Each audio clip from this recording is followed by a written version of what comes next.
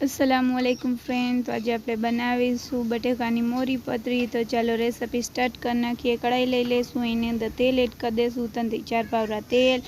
અને તેલ ગરમ થઈ જાય તો એની અંદર આપણે રાઈ, જીરો, લીલા મરચાં, લાલ મરચાં એડ કરી દઈશું। સારી રીતે ફૂટી જાય તો એની અંદર આપણે બટેકાની પતરી એડ કરી દઈશું। સ્વાદ પ્રમાણે મીઠું એડ કરી દઈશું અને અલટ પલટ કરી લેશું। સાવ સારી રીતે થોડીવાર આપણે એને હલટાઈ પલટાઈ લેશું ને ઢાંકી લેશું 5 થી 10 મિનિટ સુધી। તો વરાળમાં પતરી સોફ્ટ પણ થઈ જાય અને જોઈ પણ લેશું તો ફાઇનલી આપણી પતરી રેડી થઈ ગઈ છે। તો એની અંદર આપણે આદુ લસણ મરચાંની પેસ્ટ એડ કરી દઈશું અને અડધી ચમચી હળદર પાવડર એડ કરી દઈશું અને હલટાઈ પલટાઈ લેશું અને સહેજ પાણી છે ને અડધો કપ જેટલો એડ કરી દઈશું અને સારી રીતે અલટ પલટ કરી લેશું। થોડીવાર એમને એમ પાણી બળી જાય ત્યાં સુધી આપણે એને ચડવા દેશું અને ઢાંકીને રાખી દેશું।